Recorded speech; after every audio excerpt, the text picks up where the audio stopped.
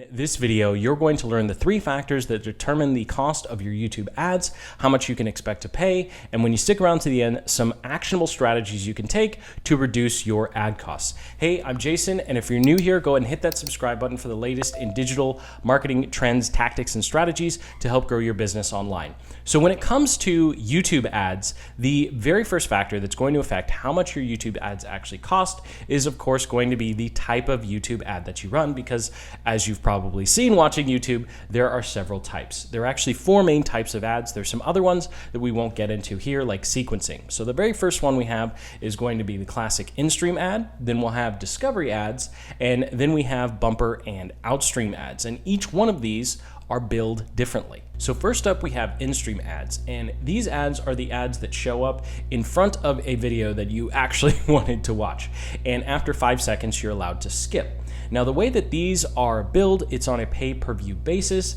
And when it comes to when you pay, you actually only pay after someone has watched at least 30 seconds of the video. Now, the only asterisk here is if your ad is less than 30 seconds, then you just wind up paying for every view. So if you decide to go with in-stream ads, always have it at least 31 to 45 seconds. That way you don't pay for literally every single view. Now, the next one on our list is going to be discovery ads. And discovery ads, you pay pretty much for every single view. I like to think of it, though, as you pay for every click.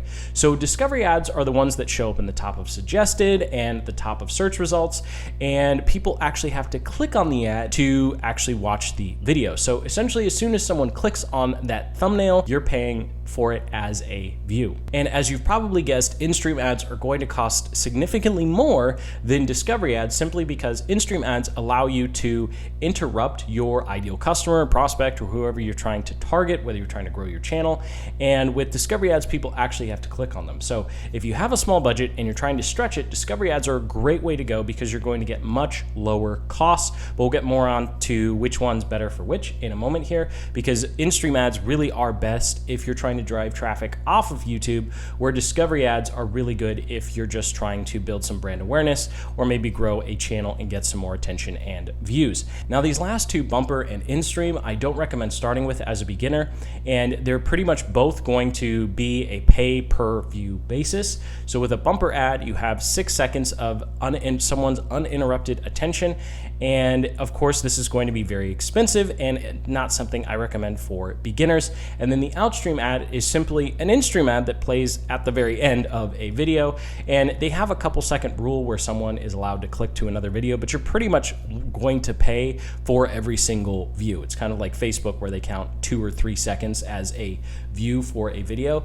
The same is here. And if that Facebook reference didn't make any sense, don't worry, just think of it as you pay for every single view for these. So when it comes to the ranking of how much each one of these is going to cost, in-stream and bumper is going to be at the top, with outstream, and then finally in last place, distance last place, discovery ads, just in terms of the base cost that you can expect to pay to start running ads. Now, the next factor that's really going to affect how much you pay for each one of these views is going to be your targeting. That is, who are you telling Google and YouTube that you want your video ads to show up in front of?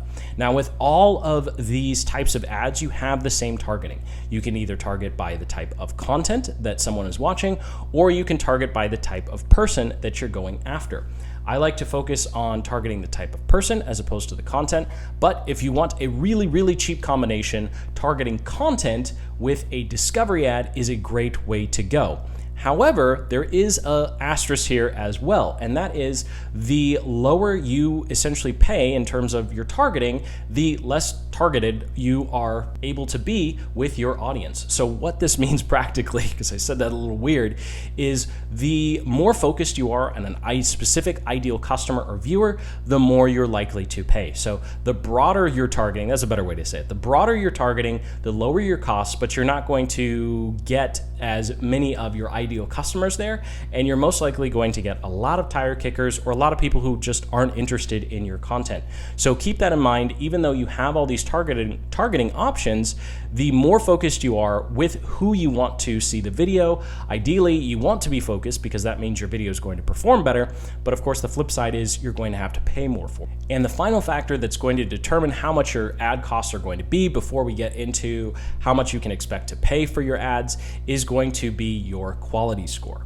Now, hold up, because if you try and look at the quality score column when you're running YouTube ads, you're not actually going to get anything. So for our purposes here, quality score is going to equal display rank lost. And what this means simply is, while Google and YouTube do want your advertising dollars, they don't want to hurt the YouTube viewer experience too much in exchange for that money. So practically what this means is, if they view my ad or your ad as really bad, like a really bad fit for whoever you're targeting, they're going to charge you more, and then you won't get as much reach with that ad. So all you have to do is, inside of your Google Ads account, you can add a column called display lost is (rank), and then go ahead and sort all of your video campaigns from high to low. And so in this particular example, you can see that we have a lot that are 90% or more. So what this means is, out of all the times you could have showed up on the YouTube ads network, whether this is in-stream, bumper, discovery,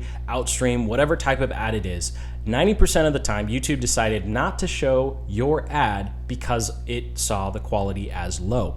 And if you look at the very top example here, and we look at the budget lost is column, you can see that it is actually at 0.46%, which means that we could raise the budget through the roof for this type of campaign, but it wouldn't matter, because Google and YouTube do not want to show this ad any more than it's already showing, simply because they find it so irrelevant. And so the lower that this percentage is, the more opportunity you have to actually scale a campaign. You will find that you'll have ads that are working really well, bringing in subscribers, bringing in customers, and YouTube will tell you this, and just keep the campaign running. So when it comes to quality score, just know that it's going to increase the amount that you have to spend in order to reach that audience. But if the ad is working, go ahead and keep doing it. So now that we've gone through the 3 factors, go and hit that like button if you're getting some value. Let's go ahead and dive into how much you could actually expect to pay for an ad, and how many views you can expect to receive based upon your monthly budget. And so something that I really want to stress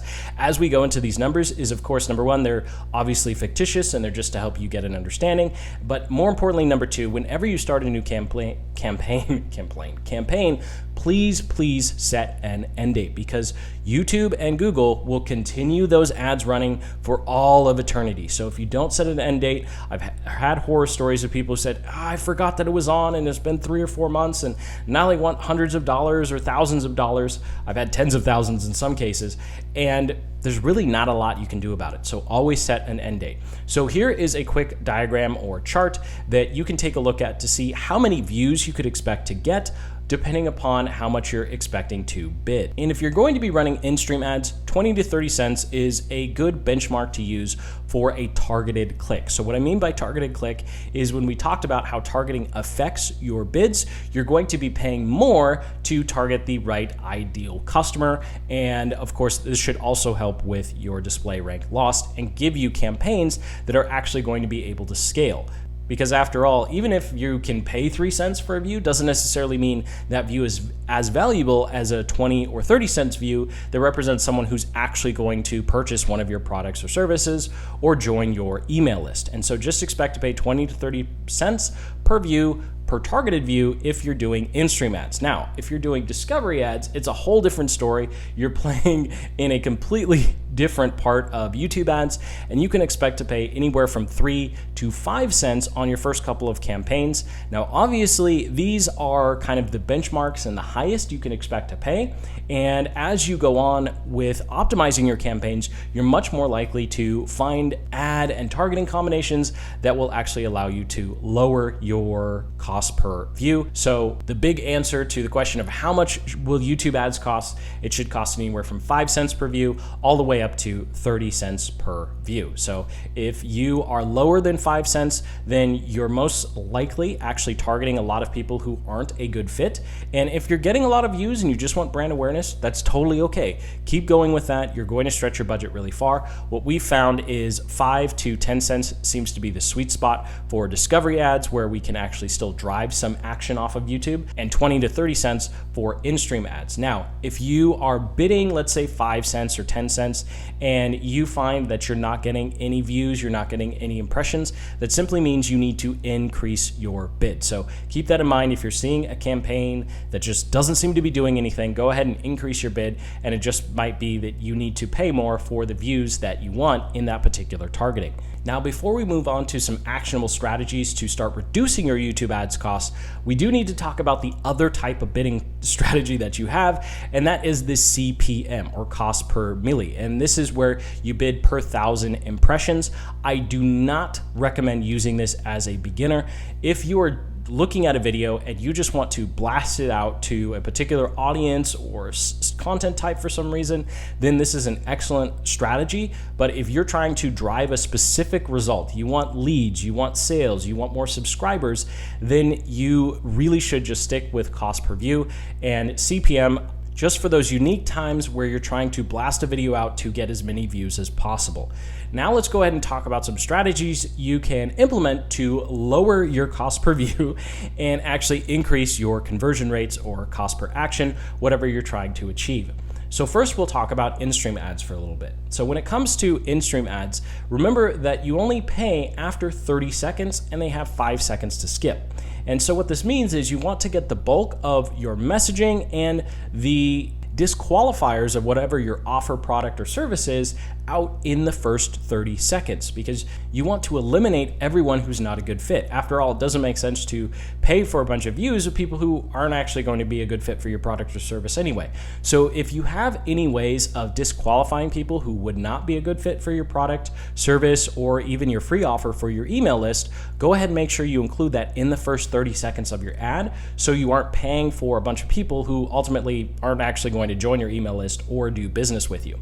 Now, just as important as the first 30 seconds of the ad are, the last 30 seconds is also very important, whether we're doing in-stream or we're doing discovery. And so this is a big mistake we see a lot of advertisers make, and that is you need to give people enough time to make a decision at the end of the ad. And so whatever your ad creative is, at the last 30 seconds, you want to have just a blank call to action end screen. And so this gives people plenty of time, whether they're watching a discovery ad or they're watching an in-stream ad, to digest what they just watched and actually take action. After all, if you have an in-stream ad and it immediately ends, well, the link to click to your website ends with the ad. So you really want to have that extra 30 seconds. And so here's an example of what an end screen might look like for an in-stream ad. You can see that we have 2 arrows, one for mobile and one for desktop, approximately where the banners are. Of course, they're always moving where people can click or tap. And so just keep that in mind when you're creating these end screen graphics. And here's an example for a discovery ad. And so even though I don't recommend using discovery ads as a primary way of driving traffic off of YouTube, they still definitely work in some circumstances, and you're still going to want to have at least 30 seconds at the end where you have an end screen similar to this, where you're telling people to click the link in the top of the description. And you can also, if you are doing this on a partner channel, you can also create a link in the cards, although not everyone can do that. So we're just going to say, at least at the very least, have a link at the very top of the description of your discovery ad that you want people to click on. Last pro tip here, look at the budget loss column for opportunities to reduce the amount you are paying. So this is something that has been really, really helpful to us. And similar to the way display is display, lost is rank, it's always a weird way to say that, column shows you how much you're missing out on in terms of your ad's quality score. This column is showing you how much you're missing out on as a result of your budget. So we have three examples here. We have the first one at 23%, the second one at 16%, and the last one at 5%. So with the 23 and 16%, we could try lowering our cost per view because these numbers are under 30%. So essentially what this is saying is Google's telling us, hey, you know, based on your bid and based on your budget, you're only missing out on 23 or 16% of the total possible views you could get. So what this means is we could probably decrease our cost per view, and we could also decrease our budget, and we probably would get the same result. And so that's really, really cool. And with this 5% one, you can most likely cut your budget in half and still see the same maximum amount of views and impressions. And when it comes to your cost per view, you could drop it a couple of cents and probably still see the same results. I like doing this with campaigns where the column is 30% or less. So thank you so much for watching. Sincerely hope you got some value out of this video. Most importantly, you have a much better understanding and idea as to how much your YouTube ads are going to cost. And of course, you have some actionable strategies to reduce those costs once the data starts coming in. So go ahead and hit that like button, subscribe for the latest in digital marketing tactics and strategies just like this one. And until the next, keep building the business you love.